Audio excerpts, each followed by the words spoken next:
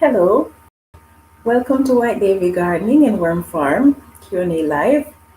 Today we're just going to be chit-chatting a bit, and we're also going to be discussing worm casting versus compost. So if you just bear with me for a minute, I have to make sure this device is silent.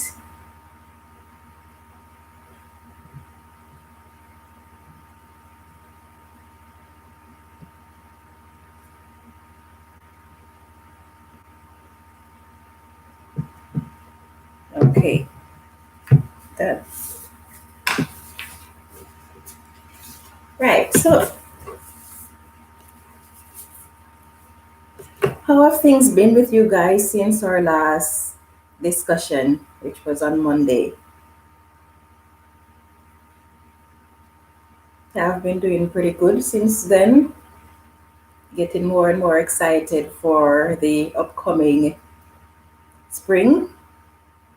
Got a lot of things that I need to put in place, but I'm excited to see spring start. Oh, hi, Eric. It's been a while, eh? How is school going?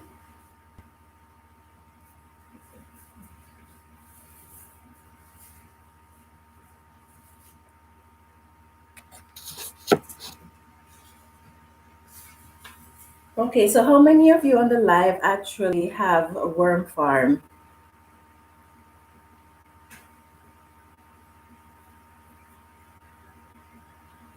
Just finish test today. Okay. You're always doing tests. It seems okay, so I think there's a trend here. Maybe every time you're finished with an exam, then you join the live, but before your exams, you don't really join the live. I think that is the trend I'm seeing. So, how did the test go? Do you know, or are you still waiting for the results? Hi, Sian.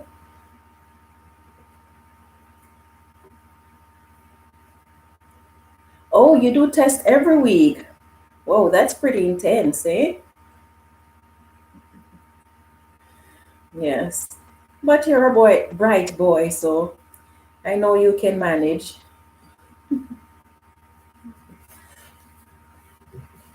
Yes, so as I said before, we're going to be doing a little bit of chit chatting, and we're going to be discussing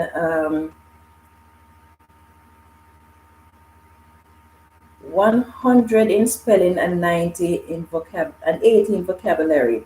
That's not bad. That's pretty good. Keep up the good work. I'm proud of you. Yes, so as I was saying, we're going to be discussing a challenge that I want to start, and that is casting versus compost challenge. Let's see. Still waiting for the result, for other results. Okay, that's good. Hi, Mom. Right, so asking how many of you on the live at the moment have a worm farm. And the reason I'm asking is, as I mentioned, I want to start a challenge. And so I am trying to gather information about worm castings. And oftentimes, we hear something about castings, or we might hear something about compost.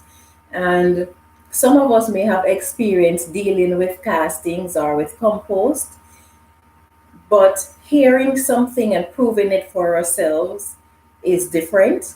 So, by having a challenge where multiple people can participate in it, then we are able to come to a pretty good conclusion, because it is said that castings has far more benefits than compost.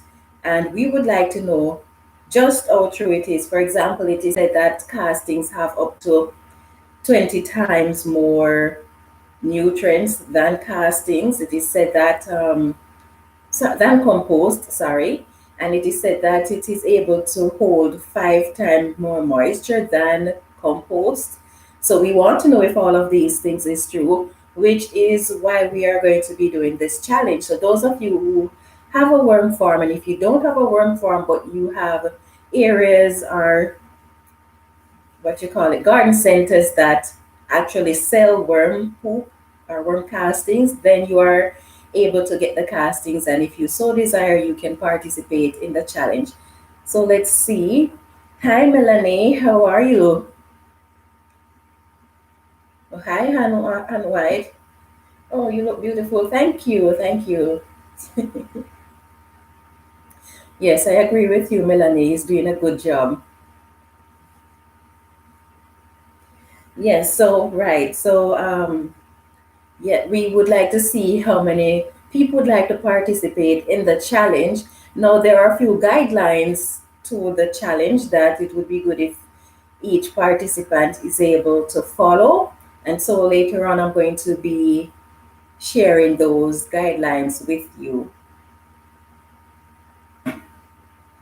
So Melanie, how did that your testing of the light over your stove, how did that work out for you?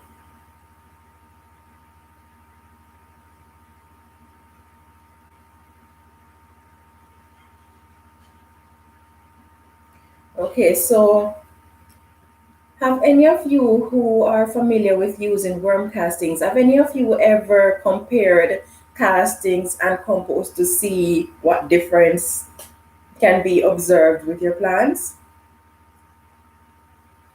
I, s- I started I started an experiment last year using tomato plants. They were the same size. I was using the same size container, and one was being fed castings, and the other was being fed compost. The experiment was going pretty good, but then we had an early frost in August, which is usually not the case, but in early August, I think it was somewhere about the 8th or somewhere about there that we had an early frost.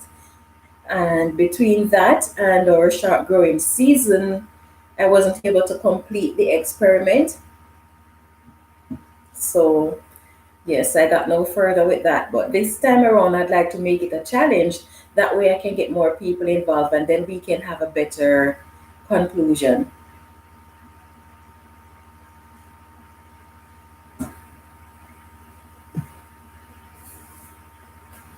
Right. So, one of the reason why I am making it into a challenge is because when one person is doing the comparison, unless that person is doing multiple comparisons, so for example, let's say I have tomato plants, I'm growing it in one type of conditions using the compost and the castings, and I have another set that I'm doing with the same compost and casting, but it's exposing it to different conditions, then I can come up different with a good conclusion because I am trying different things to see what works best.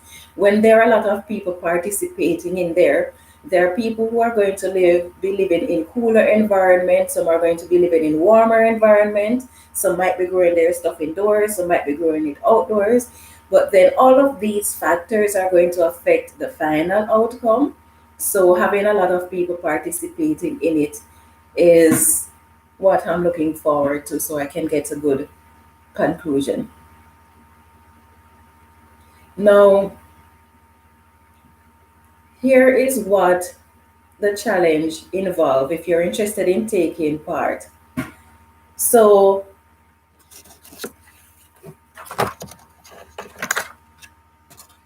the guidelines are that if you're doing the challenge, you can either start with seeds or you can start with seedlings. If you're going to be starting with seeds or seedlings, it would be a good idea if you start the seeds. So if you're growing tomato, both plants must be tomato. If you are starting with seeds, it would be good if both seeds come from the same package because it would mean that both seeds would be the same age. Because if you're planting one older seed and one younger seed, then that can affect the outcome. So if you start with seeds that are the same age, then fine. If you're starting with seedlings, it would be good if both seedlings are the same age or at least the same size. and it would be a good idea to start with healthy plants. Let's see, Melanie says, not as good as I expected. Getting some warm weather, so I am putting my seedling outdoor for a while. It's doing much better. Oh, that's pretty good. Yes, I'm glad it is warm enough that you can actually be putting your plants outdoors. I don't have that option just yet. I have to wait for quite a while yet before I can start putting plants outdoors. I think maybe the end of April I might be able to put plants outdoors, but I would only be able to do that between 2 o'clock and 4 o'clock in the afternoon because that's the only really warm time of the day. Yes, so I'm not able to put anything outside just yet. I'm not even sure if I can put things in my greenhouse outside in the garage. Although it is warm in there, it's pretty warm in there, but I'm not so sure about the temperature for things like my tomato and peppers. And I don't really want to take the chance just yet. So I'm going to be starting those seeds inside, and then after they have germinated, I'll put them out in the greenhouse. Yeah, but it's good that they are doing better. Yes, so right. So we look at starting with seeds and seedlings. So whatever container you are using, it is a good idea to have both containers the same size. In one of your container, you're going to have compost mixed with potting mix.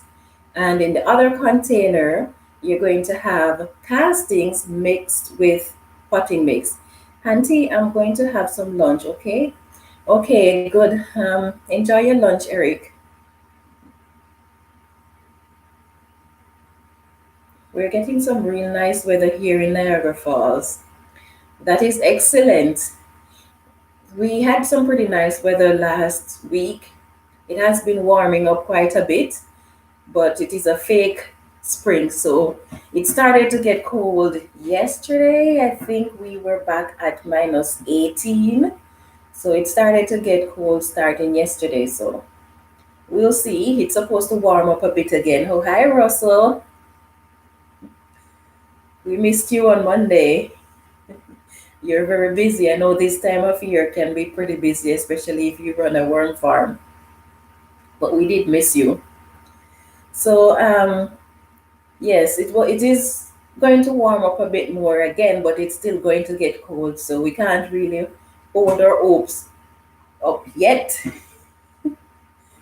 But time will tell. We will eventually get warm enough that we can actually start putting things outdoors. I'm surprised though at the rate at which the snow outside is melting. It's melting pretty fast. I'm trying to collect some of the snow in barrels in my garage so that I can have it to water my plants and my worms. But the snow is melting so fast that I have I haven't collected a lot of it just yet because it melts and then it freezes and it becomes ice. So I'm actually losing the snow. But whatever I can get, I'll be satisfied. Okay, yes. So back to the guidelines for this compost versus castings challenge. It is, you can give an update whether you want to give it weekly or you want to give it bi-weekly or you want to give it monthly. It doesn't matter, but at least once per month, it would be nice to see an update on how your challenge is going, how the plants are doing. Now, here are some things that the update should include. It should include how often you water your plants, how often you fertilize with castings and compost. Both plants must get equal amount of castings or compost. And then the same care that you give to one plant, you're going to give to this other plant. So we're trying to keep things balanced so that we can get a very good conclusion from the experiment. So whatever you do to one plant, it is important that you do that to the other. Now, the purpose of the challenge is to see whether or not all the things that we have been learning about casting is really so. So we want to know if castings really perform better or is better for your compost. Let's see. Will you be doing a video on the guidelines? Yes, I'm going to be doing a video on the guidelines. The reason I haven't done that yet is because the potting mix that I already have castings in it, which means that I cannot use it for the container that is going to have the compost. So I'm going to have to get some potting mix. I'm going to have to buy some because I don't have anything to use to make it without the worm casting in there. So I'm going to have to buy some potting mix and then I can do the video. So I'm hoping that maybe by next week I will have that up. So I'm going to be doing a video of that, and then I'm going to be doing the follow-up video so that you can see for yourself the progress that the plants are making. Okay, so yeah, both plants should be labeled as well. I would be surprised if compost did better than casting for anyone. Yes, that is true. That is true. But like I mentioned before, when I was doing the experiment last year with the casting versus compost, I must admit that the one with the compost was a little bit bigger than the one that was in the castings. Both plants were similar in size, but the one that I had in compost was just a little bit bigger at the time when I was starting the challenge. So, because of that, it was kind of inconclusive whether or not that was the reason why it was bigger. So, this year, when I'm starting the challenge, I'm going to be ensuring that I start with seeds. And both seeds, I get them, I'm going to be using tomato like I did last year. But the tomatoes, I got them, I harvested them from some store bought tomatoes last week. So I know that both seeds came from the same plant. And I also know that both seeds are going to be planted at the same time. So we're going to see just how well they perform. Let's see. Yes, as this will help us if we should participate in the challenge. Yes, because I'm not just doing this to verify it for myself, but I like when I'm saying something, when I'm talking about a product, I like to know that I have verified it for myself because I don't want to be giving information that is not correct. And so that is why I tend to do a lot of experiments because then I know for myself. And then by getting more people involved, they can see for themselves that it really works. And they can say, Marsha, you're talking nonsense if I'm talking nonsense. Because if I'm saying something that is not correct, then by all means, please do let me know it is not correct. Let's see. Sian says, I think I would like to take part in this challenge. Okay, that would be fun. Yes, that would be fun. It will be interesting to see how it turns out. I'm also wondering if maybe I should do maybe two different sets.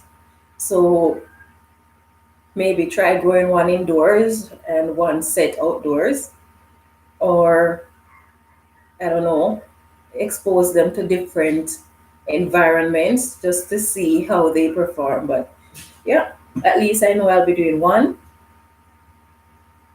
So waiting to see what the outcome will be. So if you're going to be participating in the challenge, the hashtag that you are going to use, you can add other hashtags to your video, but this hashtag is important for you to have in your description, and it's going to be hashtag worm castings vs as in versus compost. So that is the hashtag that you're going to use.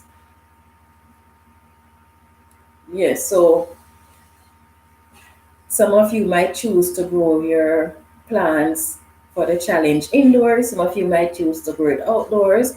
I don't know what kind of temperatures you have in your region. Do you get really hot weather? Do you have cool weather? So if you can include the temperature that your plants are exposed to when you're doing your updates, that would be nice. It's not a must, but it would be nice because then we can look at the factors that are going to be affecting the growth of the plant and how well they do. Let's see. Russell said the side by side experiment, observation, and documents are such huge, useful tools to learn. Yes, that is so true. That is so true.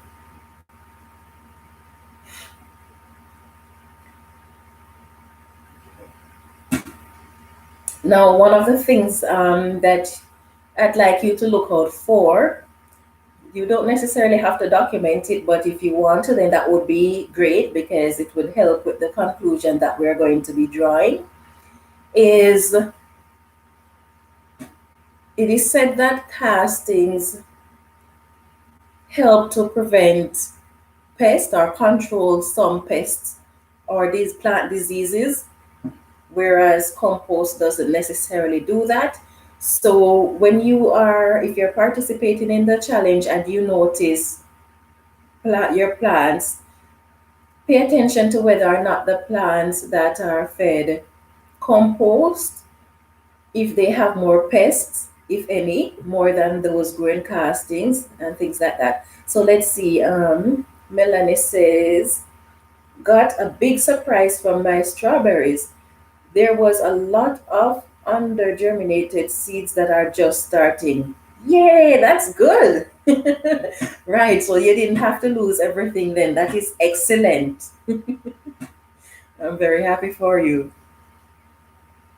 Okay, so let's see.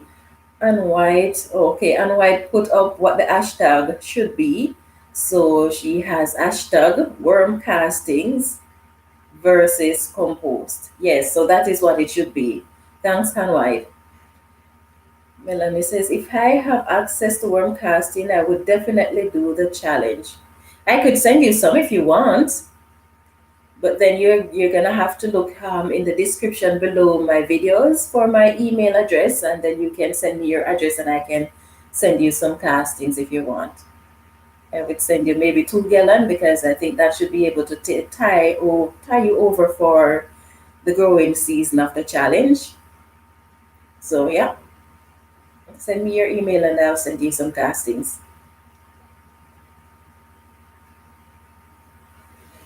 Right, so that is it for the challenge. That's all the information I have on the challenge. So whatever you want to chit chat about, feel free.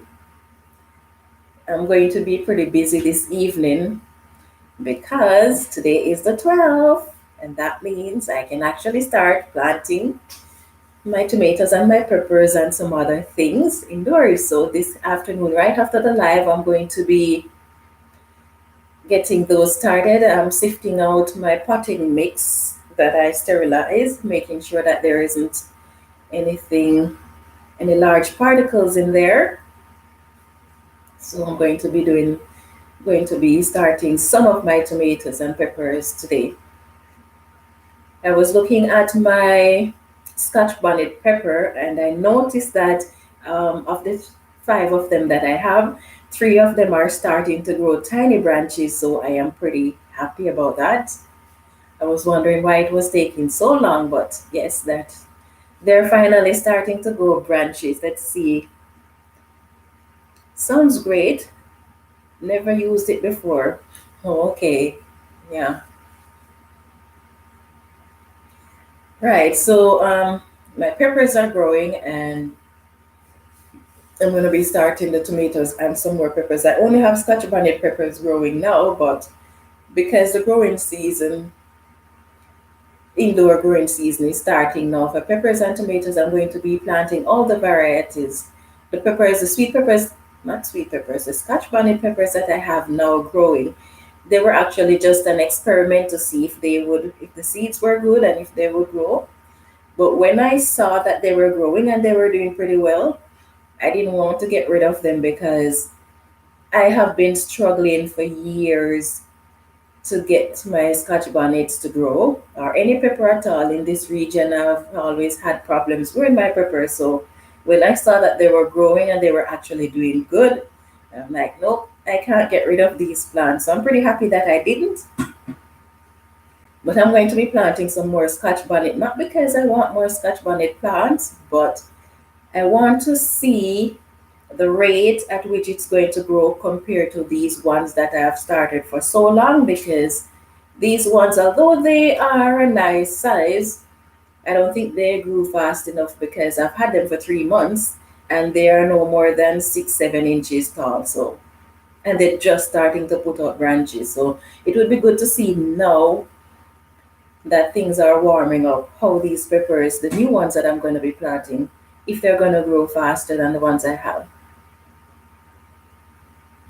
Yes, and after that, I'm going to have to go and bottle some wine. Yay! Or at least start the preparation to get some wine bottled. My peppers are growing rather slowly. Yes, mine too. I have them on the heat because they, as I mentioned, they're right above my heat vent, and I have them under grow lights, but they're not growing as fast as I would expect them to. They look nice, but they're not growing. For 3 month old plants, I would expect that they would be at least 3 times the size of what they are now. But I guess things growing indoors cannot be compared to things growing out in the natural sunlight. So we'll see. I'm just anxious to see how they're going to do, if they're going to produce. And I don't really know how good the peppers, the Scotch bonnet peppers are, because I don't know if it is the Jamaican variety, but it is, if it's not, then it's pretty close to it. So I don't really know, but whatever it is Scotch bonnet, and I harvested from some Scotch bonnet that I got from a friend over there in Toronto. So we'll see how that turn out. So, Han White, have you decided whether or not you're going to be starting your tomatoes soon, or are you still planning to hold off with the tomatoes?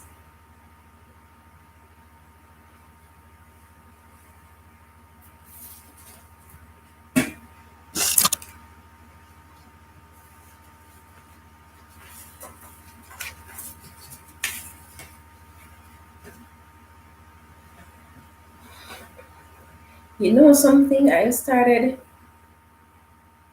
Please make sweet wine for me. Okay, you want a dessert wine? I see. I have ice wine. The white ice wine that I can sweeten some for you. But how are you gonna get it?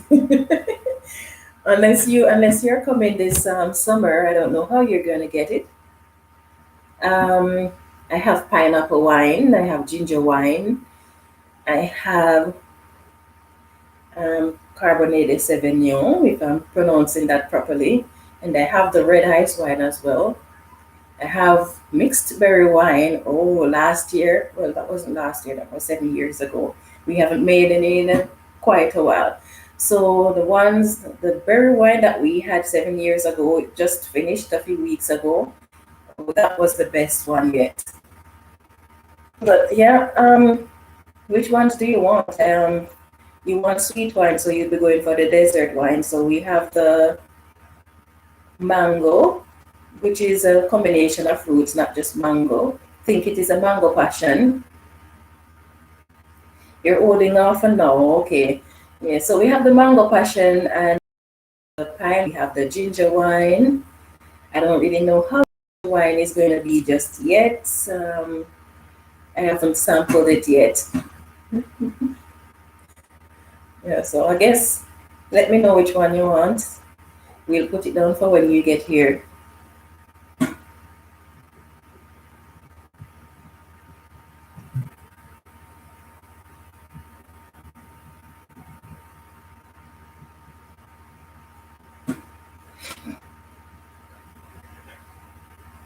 I have two Scotch bonnets that are leggy for about a month and just started to grow true leaf since I started putting them outside.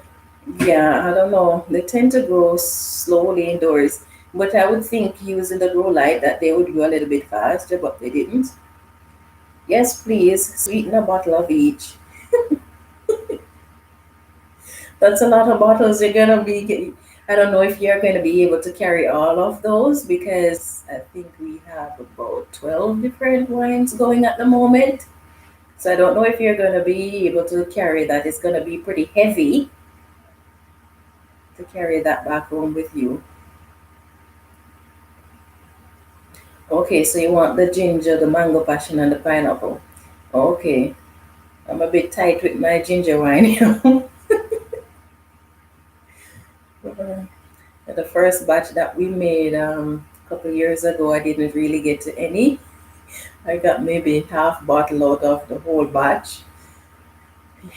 Yeah, we end up giving them away. So I'm not going to be so kind this year. I will give away, but those wines that I specifically ordered for myself, yeah, I'm going to be a bit tighter this year with them. Yeah, so let's see. Yes, so you're saying, Melanie, that the two that you have, they just starting to grow true leaves. Okay, since you start putting them outside. Did you know that Scotch bonnet, similar to tomato plants, if they are leggy, you can bury them deeper in the dirt and it won't affect the stem of your plant. So you can actually, if when you're ready to transplant them, you can actually bury them deeper and make the dirt come up right up to your close as possible to the true leaves that are on your plant, and it won't harm it because like tomato you can actually propagate your peppers from cuttings. Yeah, I learned recently that those little tiny hairs that you see on your tomato plant is actually potential roots. So if when you bury it, it is those hairs that become roots. I don't know how true it is. I wish there was a way that I could actually watch the process to see whether or not those hairs are actually turning into roots. You say you will drink what you can't carry. That will be a lot of wine for you to drink in the time that you spend.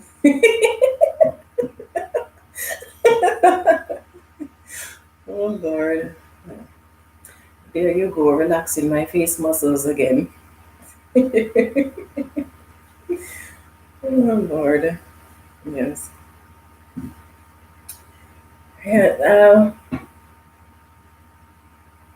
do you make your own ginger wine? Yes, we make all our wines. We make our own wines. I'm not a fan of store-bought wines, and since as my husband, well, I don't make them.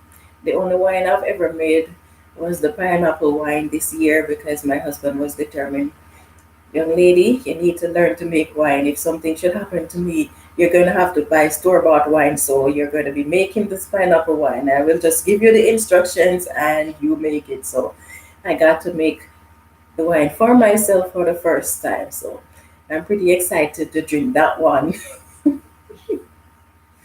Yeah, but he's the one who loves to make wine. He sit down and he studies them and he experiments with them. I guess making wine to him is like raising worms to me. So I let him have all the fun and all the hard work of making wine. I will just sit back and enjoy drinking them. I'm sure all of what he taught me so far, it just went here and came back out through there. Yeah. Yeah, so I'm running into a bit of problem with my garden. I think I'm overshooting it because what I had planned to grow, I realize I'm going to have to grow far less if I want to grow more varieties of plants. So I'm actually running out of space. I'm so disappointed because I was looking forward to growing a lot of most of the plants that I want, but in order to get in the different varieties, I have to reduce the number of each plant. So I'm a bit disappointed. I'm having a bit of trouble trying to figure out. I know where the cool areas in my gardens are, but I don't think it is enough for my cool weather crops that I'm trying to grow. Most of my cool area is already used up or already planned out, and I still have a lot more crop that I haven't found space to put them. So I don't know. Maybe I'll grow some things this year, and next year I'll grow something else. I don't know. But when you guys are planning your garden, do you find it easy to get your garden organized the way you want it? It is such a challenge. Last year it seemed so easy, and the year before that, but I guess maybe because I am adding more plants, more different type of plants, maybe that is why I'm having a problem, because there's just not enough space. Even with companion planting, there's still not enough space.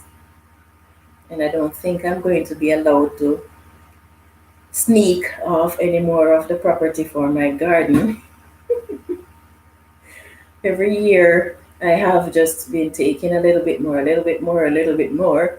And now I think I've taken up half of the yard, the backyard with garden. So I don't think I'm going to be able to get any more space to put anything. So, well, we'll see. But I would like to have just one more raised bed, just one of my large raised beds. That would be enough to cover all the plants that I want to grow. But yeah, well, I guess I better be satisfied. There are many who don't have the size that I have, so I might have to just satisfy with what I have and then just plant what means the most to me and leave the rest.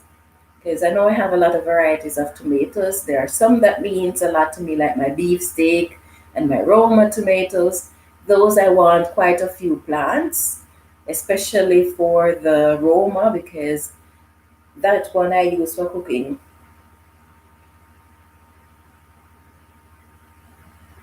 Um, I have quite a few questions. Which one of them are you answering on white? You say no, it is not.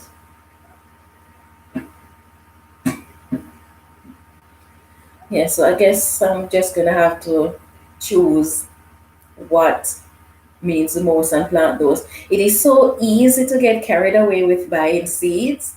And I think this year a lot of us as gardeners went a little bit crazy with buying seeds. I don't really want to have a lot of seeds where I have seeds for years not being used, which is why sometimes buying seedlings from the garden center is a good idea, because you buy all these seeds and you don't really have space to grow all of them.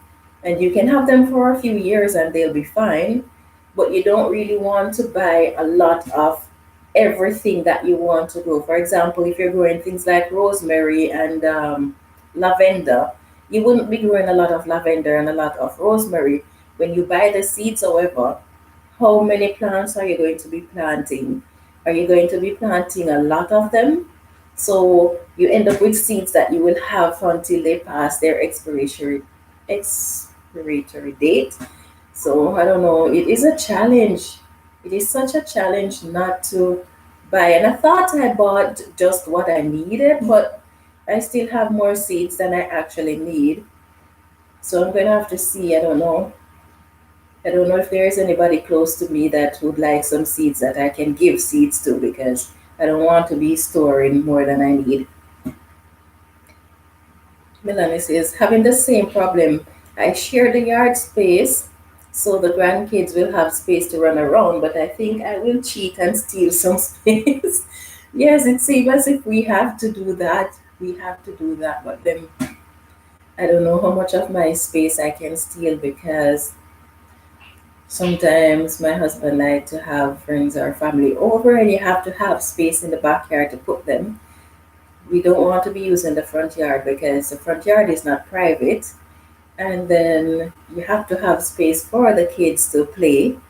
So this year, I think I'm going to be creating a little play area for them. They can run up and down all throughout the backyard if they want, but I want to have a little play area for them as well, where they know that, okay, we can go over here and play.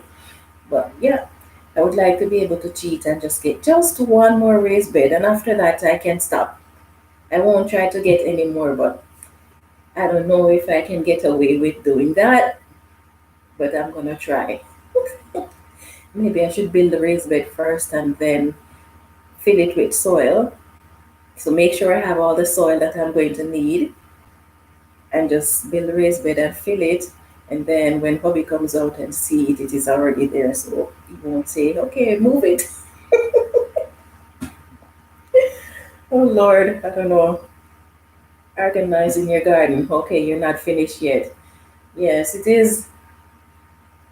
It is a big challenge getting the garden organized. It would be so nice if I was living on an acreage where it wouldn't really be a challenge, because I think the biggest issue for me is the space and the amount of things that I want to grow. But I guess that is life. We work with what we have. Speaking of which, I need to get busy with. I still haven't finished putting my list together of what I'm going to be companion planting together. So I guess I have that to work on, and I need to get these things. I need to get the list of what I'm going to be companion planting together. I need to get that organized. I need to get figure out what I'm going to be planting where in the garden. So far, I think I have maybe 80% of the garden beds, the layout in terms of what I'm going to be growing where. I think I have about 80% covered, but because I don't know where I'm going to be putting all the plants that I'm thinking of growing, so because of that, it is a bit difficult to figure out what I'm going to be figure out the rest, the other 20% of the garden. But I think I will get there. I need to have it up and ready though, the list and the layout. I need to have that ready by the end of April, because some things you're going to need to plant. The cool weather crop, you're going to need to plant them outdoors in the first 2 weeks of April. So I'm going to be working on that. So I need to get that done quickly. I think there is just not enough time in the day.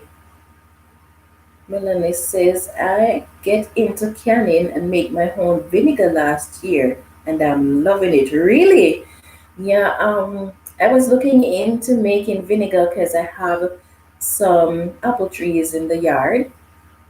Those are the only fruit trees. Oh, well, I have a cherry. Yes, so I had a lot of apples last year that were falling off the trees. So I was thinking of maybe making some vinegar with it, but never got around to doing it. The apples just stayed there and went bad, so I ended up giving them to my worms. I don't do canning. I've never done canning. I just freeze stuff, freeze what can be frozen. So I still have tomatoes that I've harvested from last year's crop in my fridge. So, but it's not a lot. It's on the verge of finishing now, but I still have tomatoes. Everything else is finished. I had so much green onions last year. I have a raised bed that is 2 feet by 10 feet long, and the entire perimeter of that raised bed was just green onions, and those green onions were like 2 3 inches apart, and the entire perimeter was green onions. So right throughout the growing season, I would just go and just cut off the top of the green onions, and then it would regrow. And when I was harvesting just before the growing season end, I was so surprised to see how much green onions I had. I had over 10 pounds of green onions. So I just cut it up and freeze it. I used green onions up to about 2 or 3 months ago.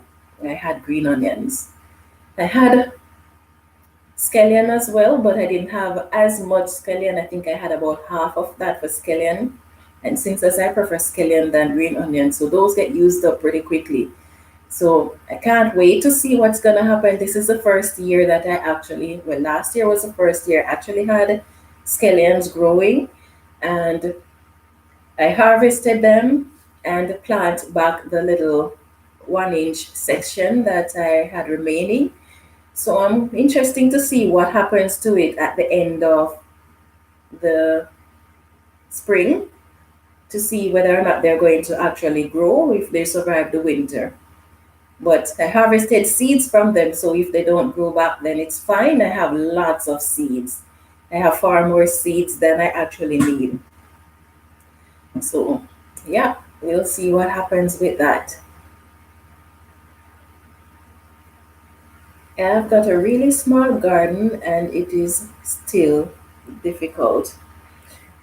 Yeah, it can be a challenge growing in small spaces, but we'll get it done, especially if we focus on what is most important to us. So I'm going to try. My main focus is to have the things that I can actually freeze and have them for a long period of time in the fridge. Those things I'm going to try to grow more of those than the ones that spoil very quickly, especially since most times when you're harvesting, the harvesting is within a short period of time, so you end up with more than you actually need. I also still have stuff in the freezer from last year. Yeah, it's nice when you can just run to your freezer and get stuff that you grow for yourself and you don't have to go out and buy it. I'd like to be able to preserve a lot of the things that I grow, but I don't really know if I have the time or the patience to get involved with canning and learning all there is to learn about canning. I toy with the idea from time to time, but I'm already swamped right up to my neck with work, so I don't really know if I can sacrifice any more of my time to get involved with canning. And I also toy with the idea of dehydrating. Do you dehydrate stuff? I toy with the idea of dehydrating, but I don't know. I don't know if it is worth it to be running a machine for hours, 12 hours, 24 hours trying to dehydrate stuff. I don't know if financially it is worth it, so I don't go that route. But if I had to choose between dehydrating and canning as a means of preserving stuff, I'd rather go with dehydrating, because especially if you're going to be canning and be using a lot of vinegar, I'm not a vinegar person. I use vinegar, but I don't like when the vinegar is overpowering. Of course, if I'm making things like my Jamaican pickle, then fine, but I don't like when vinegar is overpowering.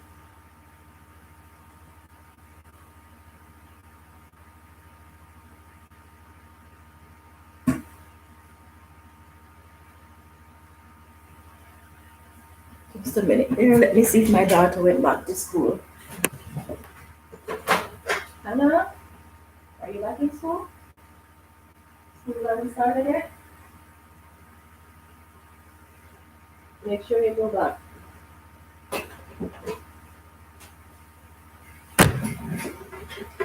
Okay, yeah, I'm sorry about that. No, but thinking about it to make garlic powder. Okay, yeah. And one of the reasons why I consider dehydrating stuff is especially for my emergency bag.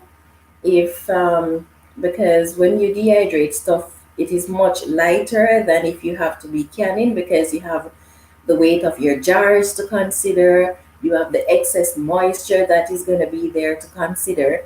And I don't want to be carrying a lot of weight in an emergency, because sometimes the emergency can be the case where you're not even able to drive your vehicle. And if that is the case and you have to be carrying all that weight, then it can be a big challenge. So that is why I toy with the idea of dehydrating, and then I can make meal pack that are fully nutritional when you dehydrate stuff. So Yeah, that is why I toy with the idea of dehydrating, but I've never really gotten around to it. But I'd like to try it.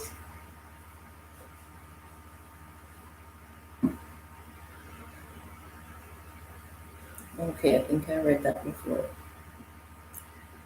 All right, so I have a lot that I need to get done today. So if there are no other comments or questions, then I'm going to be preparing to shut down the live. It was nice talking to you guys.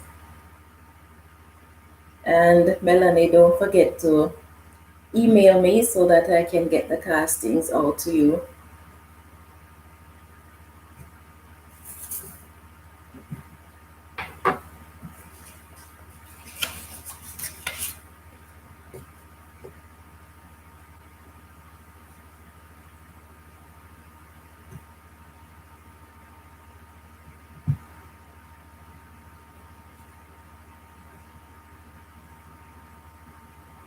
Okay, so I think that is it.